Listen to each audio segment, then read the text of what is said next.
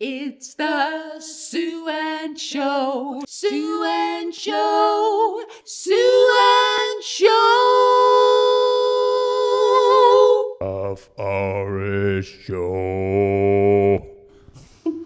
On the way here this morning, we're in Digital Hub, and we just passed a morning meeting of some company. And the smell of coffee and pastries wafting out. Can you tell us when we're in the room?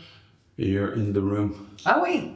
Oh, hello, Sue. Good morning. Good morning. Can I just say, myself and Anne met each other walking in to meet each other for the podcast, and we were walking by this room which looked full of kind of interesting people, but the smell of pastries and coffee coming out was divine, wasn't it? Yeah, and you suggested we just go in and go, yeah, Hello from the company as well. we're from the... We're only here for 3 days. I'm not understanding. Were they all Swedish? No, we we were just saying made we up a scenario and just go, coffee, pastry, it's possible? And they go, what do you do for the company? Why are you here? What? I'm not understanding this question. We're in the pastry coffee eating department. We are here to see how the hospitality is going and to test the level of the standard of your pastries. Yeah, so raisins, thank you. I will have one with raisins and my colleague Ekram will have one with cinnamon, please. And 2 very strong coffees to get us going. Ekram is my colleague, and she's my English no good. Her English is no good. She's here for statistics. She's in the statistics department. And pastry eating. Yeah. How many raisins? And you see, would we have gotten away with it? I bet we would have. We would have. Nobody would say anything. Be out the door with the pastries before people would go. Who were they? Yeah. Yeah. And then we were having a laugh because we were saying hello to people. But they would say... I thought, I didn't know Sue knew that woman. Sue said hello to a woman, and the woman was talking on the phone, saying hello to somebody on the phone. And then I was telling Sue the first time that happened to me was when Hansbury were just coming in, and I was walking into my complex, and I was the other side of the gate, and there was a man walking across, and he was going, hello, how are you doing? And I just looked at him and I went, oh, I'm very well actually, and how are you? And he just ignored me as if I was an idiot because he was talking on the phone, and I've done it so many times.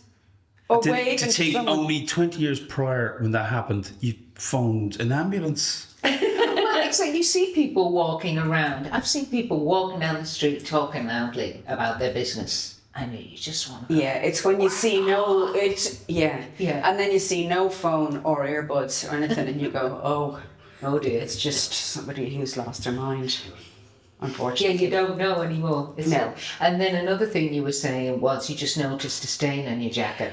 This is something I'm doing quite regularly and it's a little bit distressing. I'm taking items out of the wardrobe.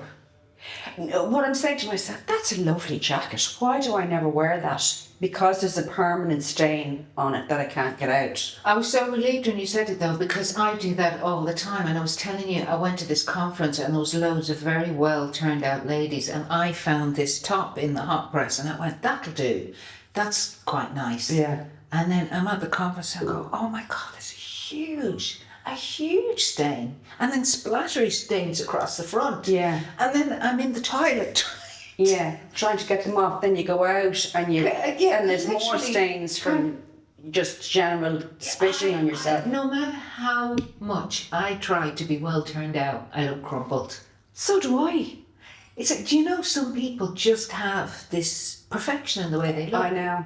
What's that about? I think they just get up in the morning and go, I will not be caught dead in something. They probably get up and allow hours to get ready. Yeah. I was never like that. No, I was never like that either. No. I was kind of fall out of bed. So let's make a little pact that we'll try really hard. You could become staying crumpled buddies. Yeah. But I just know it's just part of, like, I did a gig last night in the Comedy Cellar, and then there were some pictures up on social media, and I thought that I was wearing a really smart shirt and jeans, And she foolishly asked me, did she look okay before she left? and he's, But I looked in the mirror and I thought, I look nice. And then maybe I wasn't. You did look nice. Yeah, but I don't think I was standing in a very powerful stance. And I kind of look like I have a spare tire. I have a slight spare tire when I do that. A small bicycle, I'd say. Yes, Sorry. but I look crumply and fat. And I'm going like this. And that's what we're selling, folks. Come and see the crumply fat comedian touring in the autumn and winter this year. Crumpled and fat. Is that a good title for Do you know, there used to be a thing that women in comedy were kind of crumply or whatever, but now it's very sleek. It's like fake it till you make it. It's like it's like a measure of the level of success you want, how well turned out you are. Do you not feel that? Or is that just me? No, I think you might be right. No, I find it a bit depressing in It's a way. depressing. Patti Smith. I'd be more like her. You'd be more Patti Smith. The comedian Patti Smith or the musician Patti Smith? The wordsmith and musician Patti Smith, who kind of just goes, I am an artist and I'm a bit crumply. This is the way I look. Yeah. And I just think I think what's nice is there was that kind of, I think years ago also what I used to see was just every female comedian wearing like a male type clothes. Yeah, it was There was a very suit and shirt thing. And now I see just kind of sexy stuff or heels. And I kind of like that. Yeah. I do like women owning the power that they can have and really going for it, because there used to be a debate when I started out in England, was like, can you be sexy, a sexy woman and funny? Which is why I was slow to take off. It's just too sexy. I know. And it was said so many times in reviews. I felt sorry for you because you just weren't able to get out of that whole Just sexy thing. Oh dear. Sexy and banana skin jokes just don't mix. Yeah. You just can't be sexy and a clown at the same time. I know a comedian, a man, who said that in an interview. It's impossible for women to be sexy and funny at the same time. I love seeing women go for it. I mean, and this kind of runs contrary to what I was just saying, but I love women owning the max of their sexy look and being funny. It's brilliant. Yeah. So anyway, we'll maybe I try. should go for that. Go back to your sexy. I think. Sexy and stained. Sexy and stained. Ooh, that doesn't. Oh no, there's something gross about that. Anyway, let's strive to be more well turned out. Strive to be more well turned out. No stains. No stains. And then, but it's just. But it's just, when you want your clothes to be unwrinkly, and then the other thing you should get on a bit is your face is wrinkly, and you feel it's like ironing your clothes. If you haven't Botoxed your face, it's like ironing your face. I know. It's like no crumply clothes, no crumply face. I know, even my runners are crumply. Yeah. Wrinkly. I regularly go out, and I'm like, seeing stains, and I know. I go my white runners. And she doesn't see the mess she makes at home. I know. Or should- odd socks. I feel I have odd socks on today. It's like that thing my mother said to me, and I use it on stage, but she literally said it to me. I walked into a flat in Manchester. She hadn't seen me in a couple of months, and she went, "Now, Anne, don't take this the wrong way, but have you lost all interest in the way you look?" And on the one hand, hilarious, outrageous, and on the other hand, she was right. I just wasn't I don't be looking in the mirror a lot. I think that's good though. Do you know what I mean? Really?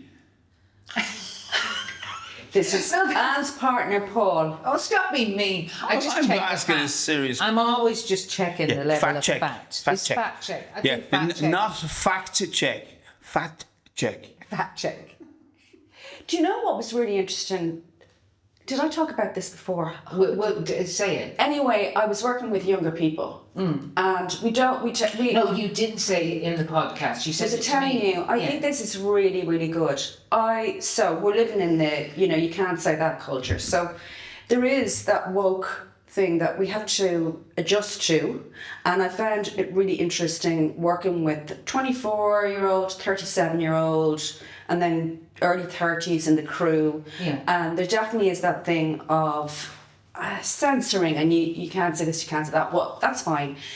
I find that hard sometimes, but there was a thing in the dressing room where I said, I think I'm actually putting on weight in the show. I feel a bit fat. And there was just a silence. And you can't even say that There now. was a silence. Yeah. And they all look at us. Yeah. Do you have HR on that show? yeah. So basically, It's the HR. I imagine them bringing you into a room. Listen, Sue, I'm afraid that you were saying terrible things about Sue, and we're not impressed. You're going to stop talking about Sue like that. Paul, you can joke about that, but that is not too far away from the truth. No, it's just general speak in the workplace and the way that it's gone, okay? So, because I grew up with, as you did, a mother who was all the time talking about how fat she was, how, I have to lose weight, the little books were everywhere. Yeah. My mother was Calories. obsessed Yeah. with her weight. Yeah. She had this little book, actually it was carbohydrate, 60 carbohydrate per day. It was this little worn out book that she always used to look up the carbohydrates in a slice of toast. I remember my mother had that as well. Oh my God. Then it was calories. But all the time, holding her stomach in. Every day, as a kid, growing up with this It narrative. makes me sad when I think. And it's so sad. So I realised quite quickly then that nobody is talking about the size of their body in the dressing room.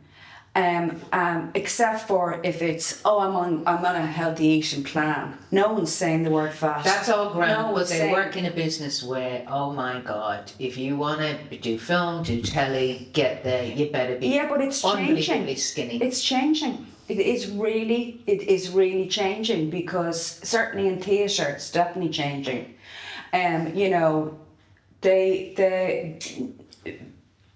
Anyway, my point is, so then I started thinking about, actually, I can't use those words. Can't say the word fat. Even when talking about myself, it's not cool. And nobody mentioned the size of anybody.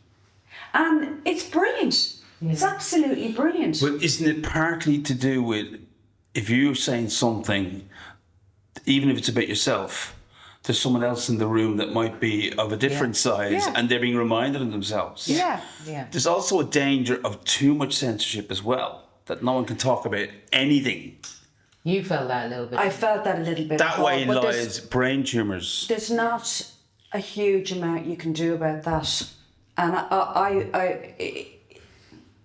there's pros and cons. I mean, it's just a different world now. It's a different world, and there's pros and cons to it. But yeah, of course, there are times when someone's making a joke, it doesn't go down very well, and you hear that line from another person. You can't say that, because the whole self-talk works. Well, I have definite fat, because I was a fat kid, so the fat thing's really in my head, and I think about it every day. That's one thing. I look at the mirror, and I was just looking at my fat bottom this morning. But it's such a, I was actually thinking exactly that thing. If we didn't have this pressure of fat, how I would feel so different. It really upsets me when I see, because I was on Ozempic and I came off it, didn't really agree with me, and I did lose a little bit of weight. You lost a good bit of weight. But it's going on again. Oh, I know, but I mean, you weren't feeling well in it. You were feeling dizzy and sick. Unbelievably tired, and I felt like all my ligaments were eroding.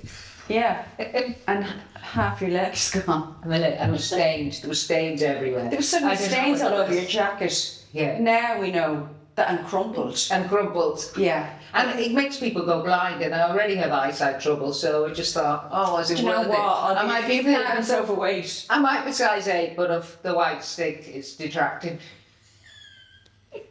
You couldn't make that joke in the dressing room, could you? No, you see, but I started to realise that I can't say anything about my weight or feeling like I put on weight or this or that. And then I suddenly started to feel really positive. I have to say, You know, when we were on tour in England, my big memory is you and Josie and every dressing room. Do you not remember? Yeah. The two of you got into this thing, that's a good mirror. You'd be, Josie, do her Australian accent. Oh. That's a good mirror. oh yeah, she'd go, Sue, there's a thin mirror. There's a thin mirror in the hallway. Oh God, look at us. And we'd run down and I stand just in front remember- of the thin mirror. I mean, My two memories of that show is that you and Josie got, what was it? Not shingles, what was it? Have we Scabies. spoke about this before? They got I scabies. don't remember the scabies. They got scabies from, I remember the obviously, tin mirrors you talked about. from a B&B or a hotel we were staying in. Yeah, it's from sheets. So we were, the three of us were in the back of the car with Clive driving, and the two of you were just scratching up and down the length of England for 4 months. I know. With They're scabies. so hard to get rid of. It's skin lice. But I didn't get them. Isn't that funny? Like, because they... Did that Sligo country air paid off? So we used to wear these really kind of skimpy dresses. Yeah. Always like, you know, down low on the back. Yeah. Oh, yes. And I do remember you saying on stage, looking across the stage and just seeing these two backs raised with these lumps, red lumps, Did I scaly say that on lumps. stage? No. Oh, but I saw it, yeah. They're horrible. And then I came back and gave them to Phelan. And he was raging mad and he couldn't get rid of them. It's like hair lice. It's so hard to get rid What's of. the treatment? Oh, the treatment is a lye clear. It's the same as it's almost the same as the treatment for the hair lice. But you have to keep washing your sheets all the time. So you put the treatment on, you boil your sheets. Well, because you were It's- on tour, oh, it was you horrible. couldn't manage it. So just remember, you were both So you just destroyed spread it around England. Yeah. We spread it But I around didn't all the get it. comics. Isn't that funny? Yeah, why is that? I wonder. I don't know. And you think only bad things Anne happen to brought you. her And own sheets. Anyway, I was thinking, I've been looking at microblading for the eyebrow. What do you think? Thoughts? Okay, explain. Gee, I don't know. it sounds like an Olympic sport. Microblade. Yeah, tiny little. She came second in the last heat of our microblade. In the microblade slalom. Yeah. I'm losing my eyebrows. Are you? Yes, I am. My eyebrows are totally thinned out. depressing. But I'm kind of looking at some folks. I predict the thin eyebrows coming back in. Well, I was looking at a movie which is Charlize Theron, and I saw a thin eyebrow on Charlize. And I've seen It's thin eyebrows. it's a hot coming back. It's an absolute. You have to watch the film. I can't remember what it's called. Was I talking about this before? Thin brows. Is it romance or science fiction? No, she goes to a national park in Yeah, it's an action film. with your man What Aaron happened? Tagliaron or whatever you call him. He's brilliant in it. It's very silly. What happened? It's kind of a Die Hard with Lady in the Forest. Angelina Jolie did one like it a year ago. Yeah. What happened? She starts off. She goes rock climbing and she loses. On her own? No, with her soulmate. But at the very beginning, and then he falls off the mount.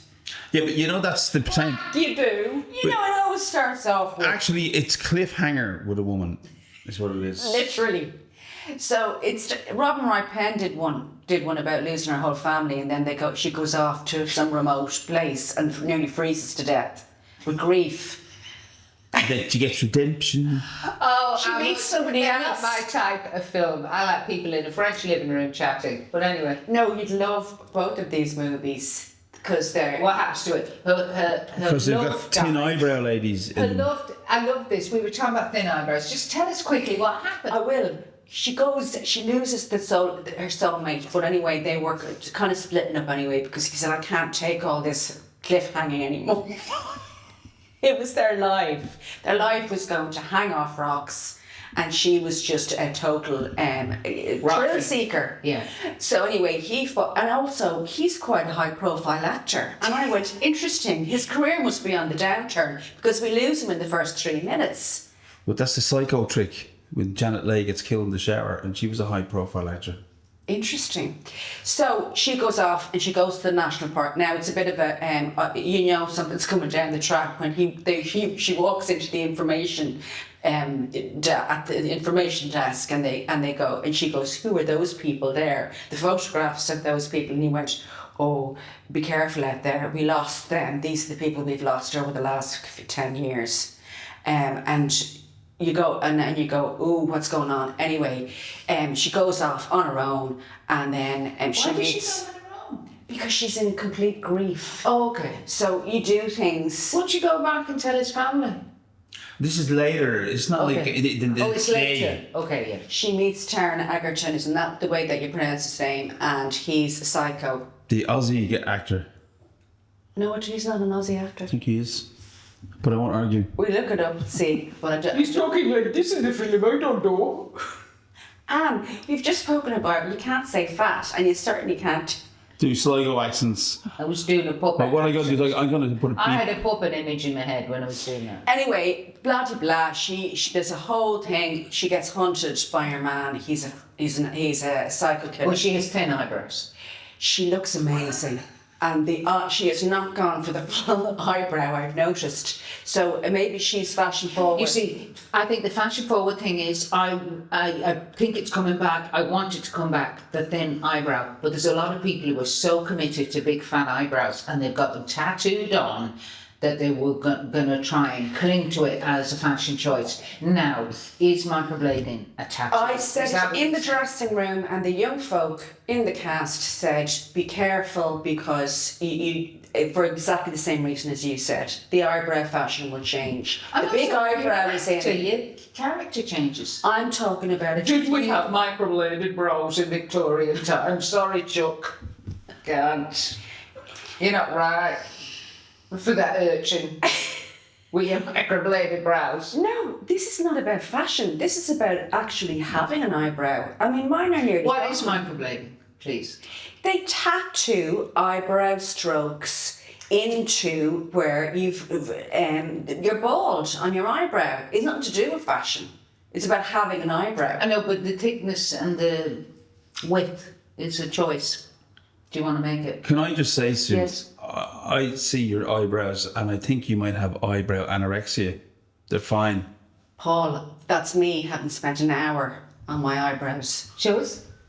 No, I'm joking. I actually haven't done my eyebrows. I haven't done my eyebrows. I was telling you that a guy at the benefit counter in the old Debenhams said to me, we were talking about brows, and he said, the most gorgeous thing. He went, I remember, they're not twins. But Isn't that the lovely? signature to the face? Yeah, they are the signature. Really open up. I think Yeah, and I'm slowly going back to the idea of a thin brow. I'm going to buy a new eyebrow pencil and start experimenting with a thin brow to make a statement. No, I think I am going to have To make a statement. A political statement. I'm here. I'm here. Yeah. No, I think that you can go in and you can just say, I just want to fill here and here a little bit and just get your eyebrow, because... Personally, I wouldn't, because it's so easy to draw in your brow and you can change it depending on how you feel. Okay, I won't. And also, if you go to a beautician's, they might... In one fell swoop, she persuaded her not to go for the microblading And it session. really depends. I always And remember... it's expensive. I have to tell you, I remember once Una was opening an exhibition and I said, as a treat, I went...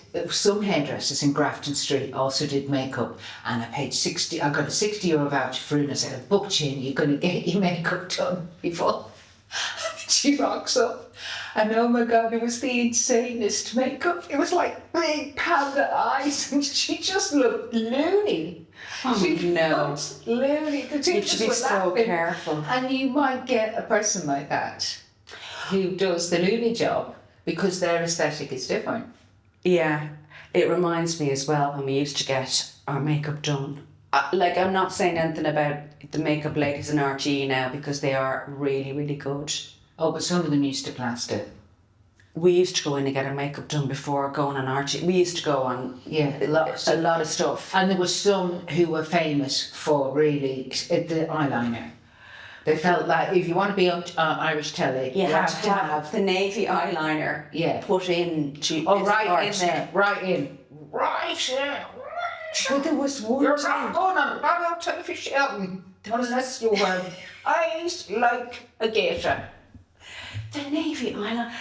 There was one time you, me, and Karen, I think it was, got our makeups done in RG, and I swear I couldn't stop laughing. We just looked like something out of the Thriller.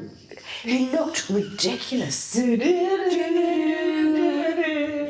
were blasted. Yeah, but that thing of the makeups reminded me when Lorraine Brennan used to get us casting sometimes, and she'd go, "So, can you turn up for that, girls, and get your makeups done? Get your makeups done." I know, it's so dangerous now. It's not now. They're really, really good now. They're amazing makeup artists now, I have to say that. Because I'm doing Fair City. The makeup you've been doing, I find out I do my own makeup, it's fine. You can't for the telly. You're not allowed. Well, tell me how they do it for the telly, because they used to have this thing in RT back then that if you under studio lights, you had to be plastered. But the whole thing with telly now, isn't it? Digital's more sensitive. Because HD and all that. It's minimal and it's wonderful. And do you have your own bag of makeup? You know, like if you're on a film, you have your own little bag. You have your little basket of Sue makeup, and they do your makeup, and Oh, take a photograph, and they do the same. You couldn't be having the same eyeliner as, I've got conjunctivitis. The whole cast is there. And scabies. And scabies. And herpes. Yeah. Yeah, obviously they have to be careful with me. Yeah, but, of course, yeah. So, and you were saying that you were talking about Charlize Theron and her small eyebrows in the outdoor setting. You're thinking of going off to the outdoor setting on your own. Are you going on your own? Nice segue, Anne. No, but she's talking about serial killers and stuff, and you're going off on your own in a tent. yeah, I'm thinking of going off my own in a tent. I've done it before. It's not wild camping. You're going to a nice campsite. You'll meet people. There is a nice campsite. I like it. It's in Wexford, and I go to an amazing beach. The reason I love the campsite is the location, because there is an amazing beach called Bag in Bun. Say that again. Bag in Bun. Bag in Bun? Yeah. They call it Bag in Bun because the Vikings came in their ships, and one was called Bag something, one was called In something. They've taken the three... Bag in Bun. Yeah, into Wexford. They didn't bring bags of buns. Yeah. They didn't bring bags of buns. There was no bag in a bun. They are three different names of the ships that came in, apparently. Sorry, this is a total aside, but just while you're saying that, you were talking about the buy app. Yeah. Did you look it up? I looked it up. It's builder in a bottle. Are you serious? Yeah, because it builds up your nails. So buy app stands for BIAB, builder in a bottle. Yeah. Are you getting it done? No, I was just looking up I was just getting into what do they call it, the etymology of it, not the practicality of getting it done. The acronym. But it's fabulous. Yeah. Buy it. Yeah, so Bag in a Bun. And she was telling you that so you can build up your nails for when they're nice and hard for the camping. Yes. Bag in a Well, I Bun. can forget the nails with the camping. It's nails or camping. It's nails or camping. But anyway, so How do you spell Bag in a Bun? Is it bag, B-A-G, in a bun? No, bag. It's Bag in Bun. Bag in Bun. Bag in Bun. Beach. Bag in Bun. Which is one of my favourite beaches to go to. It's in Wexford near Fettard-on-Sea. Yeah. And the campsite is Ferns, and it's run by a lovely woman called Margaret. And she's a huge fan of the Nulas and Dirtbirds. Yeah. And she's always very accommodating, and she gives me a lovely quiet spot in a field. You can be unlucky, but I think if you go midweek... Now a serial killer's writing down all this information. Yeah. Oh, well, what are you going to? Are you going to be there with your little So eyebrows? I got a decathlon blow-up tent. Oh, you literally go bing. Well, no, it's not quite bing. It's Oh, you blow you. It's an air tent. It's called. Yeah. And instead of poles, it's air, and you just have your own little thing, and you pump up, and the air. It's very easy. You say that, but a setup with any tent is going to be Yeah, you have to peg a it couple down. of hours. Yeah. So it has a cylinder. They've got What do you mean a cylinder? Is there a cylinder for filling it, or do you blow it? Yeah. No, there's a little. They're literally just like they look like nearly bicycle pumps, and they're so easy. And you don't. So there's no poles. There's poles for the doorways, and then it's air for the actual structure. You like going off on your Todd? I will go down. I will set up. Now it'd be great if someone came with me, but I can't. Oh, you bring one of the kids. No, they've no interest. No, they don't. Bring somebody else's kid. Yeah, I'll bring somebody. And then I just go, but the weather is supposed to be absolutely amazing over the weekend. So I just throw the tent into the car. And just chill out. And I might just do some writing and swimming.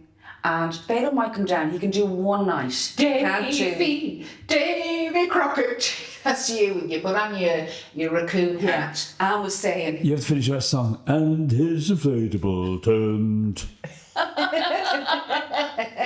But Anne was saying, I was telling her before we started recording that, and then she was going, oh, if you just see you shooting rabbits, it's very hard on your own. On the spit, yeah. No, you were saying it's hard work. So I was seeing you out hunting in the hedgerows. I'm just foraging now. No, I did 4 nights down there on my own one time. And I think I might So you go. were saying that what you love about it is getting close to nature, because my recent experience of camping has just been at music festivals, and I'm not a music festival person, and I find so I have an association with it being stressful.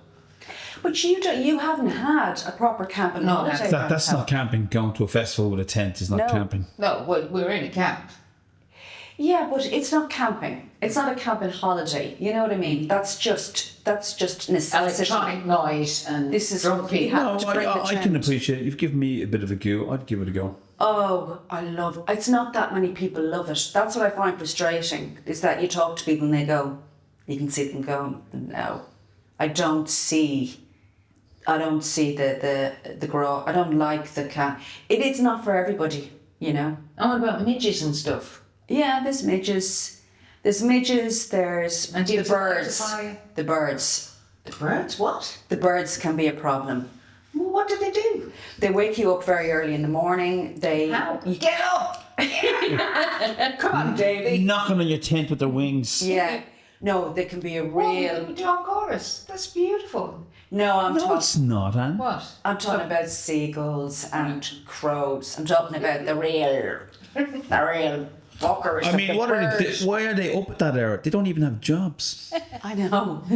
No, so you can't leave anything around the place. Maybe your neighbours are leaving a bit of litter around or food around, and there's nothing you can do about that. Or, You mean skanky campers? skanky campers. Well, it's my own fault for going to the skanky campers. That's the Irish version of the Charlize Therons thing. You go off camping with your lovely eyebrows, and then you sue on skanky campers. Except my eyebrows will be really bushy. You think what you have. Yeah, but everyone... Seagulls picking in your eyebrows.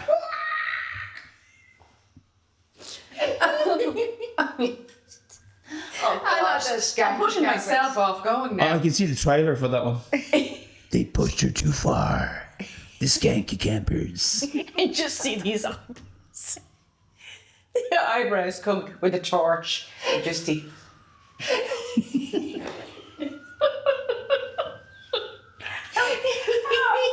But anything can happen. Going around putting food on people's tents so the seagulls will attack them. Yeah. But do you know what I love about camping? You just don't know what's going to happen next. Yeah. Like Charlize Theron in the park. But at the very end of the film, she comes in and she just goes, I know what happened to these guys. That's it. She just comes in and goes, I know what happened to these families. And her eyebrows go. And every woman's looking at it going, I think eyebrows coming back. Oh my God. So me and my eyebrows are going down to go to Wexford. Fabulous. Yeah. That is lovely. Eyebrow country. Yeah, and then you meet a lot of people with one eyebrow, if you know what I mean. Yeah. Yeah. Unibrow, we call them. Do you know what happened to on my 4-day trip on my own? I went up to the communal area. Yeah. And a lady who was obviously letting her hair down, but she was a lady with a bit of money because she seemed to have Prosecco flowing out of her handbag. Yeah. And she brought down very nice Prosecco, and she recognised me, and she was a huge fan. And we ended up getting absolutely trolleys, the two of us together. Suddenly there was just me and her. Was it fun? It was great fun. I mean, great crack. Well, they call that champagne camping. Yeah. But if I had that situation with someone and go, oh, what's it going to be like when I bump into her again? It wasn't like that. No. This is the thing. There's an unwritten, there's a kind of camping rule. Okay. You can do what you like. What goes on camping holidays stays on camping holiday. Yeah, there is a thing. So you're down by the sea, you're just running into the sea, coming back. There's It's always good to come back. That way you don't get hypothermia. Yeah. It depends what you want. I mean, it's nice to have someone come down for a night. You know, it's nice to come down for a night. When are you going? I'm thinking of going on Sunday if you want to come down. We're going to Paris. On Sunday? Sorry, this isn't my head. This is the whole thing. He's saying on Sunday, we're going to Paris on Wednesday. I have to. It'll take that long for her to get her mentally This is what I was ready. saying in a previous episode of my panic and anxiety about things. I go, no, that's the window of preparation. So you're going, you're gone from Sunday. Because Yeah, I'm gone from Sunday because I'll be gone. Take that amount of time. Do I need new knickers with no stains? Anne has to take out her clothes and see how they stained and crumpled. Yeah, I do not. And that's going to take a That's a while. whole day. That when you're packing, I have to take out all my summer clothes and do outfits. Yeah. And I foresee warmth in Paris. I think it's going to be nice. Yeah. Have you been on the cards again? Yeah, the weather's changing. Yeah. So I do think you're going to have to bring some light clothes. But anyway, camping, here we come. Maybe. Yeah. I might go up to the attic and go, oh God, I couldn't be arsed. Get the kids to help you. Yeah, no, I should. On that note, Oh, okay. On that note, but there was one other thing. Can I raise one other thing? You raise a topic. You raised an issue there. Okay, no, it's just on the final thing. You've got Fair City coming up. I've got Fair City coming up. I'm on it for about 5 days, and it's a regular character. Well, What's her name? Her name is Terry. She's the mother of Erica. She comes in. She's a bit of a. What's she like? What's her voice like? Oh, she's just a little. I don't really do a voice. She is a bit of a shit stirrer. So she comes in and she causes loads of drama, and she gets really involved in her daughter's life, and she kind of fancies another character that's played by Enda. She fancies Pete, and so she's a bit flirty with Pete. So I don't know. Enda, who we met the other day. Yeah. She's rehearsing for Oklahoma. yeah. So yeah, she's a bit of fun. She's a bit of a kind of fun character. why don't you pitch a camping story to Fair City? That's it. Everyone goes off for the weekend. They don't go on location because the Carrickstown. Yeah, but they might do a special. The way Coronation Street went off to France that time. Yeah, I know, but you have to be careful because it's like porridge. When Fletch leaves the prison, it's not the same. It doesn't work. Well, I think it did now. I know it's controversial to say that, No, but I thought Straight as a Narrow was good. Oh yeah, but I mean within the actual show, it's when they, and I think Only Fools and Horses did it as well. You'd be getting on the novelty value. So yeah, that's me. That's all. Terry's back, That's fab. but I'm looking forward to And it. you really enjoy it, don't you? I really enjoyed, and I really enjoy the. I learn so much each time I do it. I just learn. I've been behind the camera. It's really. I don't have a huge amount of experience, and it's really hard. Yeah, by because the you're way. saying it's quick. You don't have any time because it's like they're shooting outside and then they're They shooting work inside. really hard on that show. I've been there as a following, Yeah, they do about 33 director. pages a day. And on the likes of the Vikings or something really big, they'd only do about So 3 are you very pages a day. focused when you go in? Like, do you? Oh, you have to what have is the your, line your learning. character? It's not just the lines. Do you have a sense of your character and No, it's the lines. it's the lines? It's the lines, and I have a problem with lines. Big problem with lines. When I was doing the mentoring program and following directors, I found what was interesting was all the young people were terrible and all the older actors were on the money. That is weird, because I find, well... It might have changed a lot They're on since the then. money because they had to spend hours learning them before they arrived. Mm-hmm. And this is the thing. And then recently I heard about a theatre show that only had 2 weeks rehearsal, and the actors were actually paid to learn the lines before they came in. I remember you telling me once you were doing some telly thing. It was another telly thing, and you arrived on set and you realised you'd been only reading one side and there was something on the other side, a whole lump of script. And you had to learn and you jamming it in. I found that so funny. We're going, oh, it's just this, and they went, no, it's the other side too. The young ones on Fair City are unbelievable, but they were in it for so long that they were just constantly using that muscle all the time. But I would have to do hours, and that's why I'm a bit nervous, because I haven't got my script yet, and I will spend hours learning those lines. What kind of exercises do you use to learn lines? I have an app, and I use the app. What's it the good? app do? How does it work? It's not really very sophisticated. It's called Line Learner, and you just literally say, you literally have to put everybody else's line in. They're usually two-handers, so you put their lines in, and then it says the lines and you says their lines. Yeah. So you're just literally just listening to your lines all the time. Do you have other tricks of your own? You have to learn the other person's lines as well. That's the only way I can do it. And Lily did an awful lot of work with me on Poor. I used to pay them. I just give you a tenner and do lines with me. And then you were saying Shawnee was giving you great notes. Shawnee was giving notes, going, "What is the thought process there, Mum?" So But do you not find it useful if you I always say to Anne, well, what's the emotion of what you're saying? Oh, yeah. And how can you use that to help you remember it? Don't just remember the lines, know why you're saying the lines. That's part of it, isn't it? Yeah, and a guy I was working with, John Cronin, he works in Bow Street, Bow Lane, I think it's called. He teaches there. And he was saying that's this whole other way of teaching line learning, of talking to the actors and sort of saying blah, blah, blah.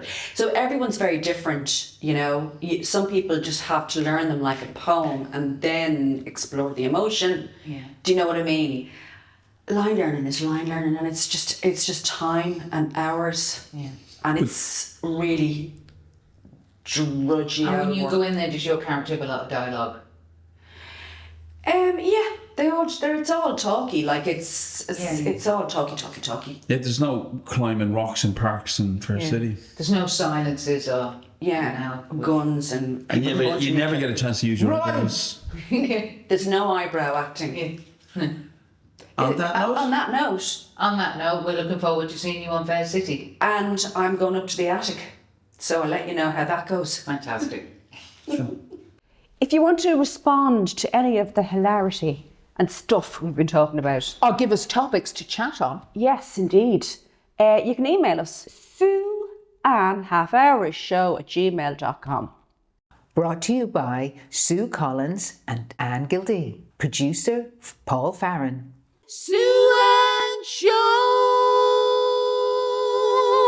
Half Hourish Show.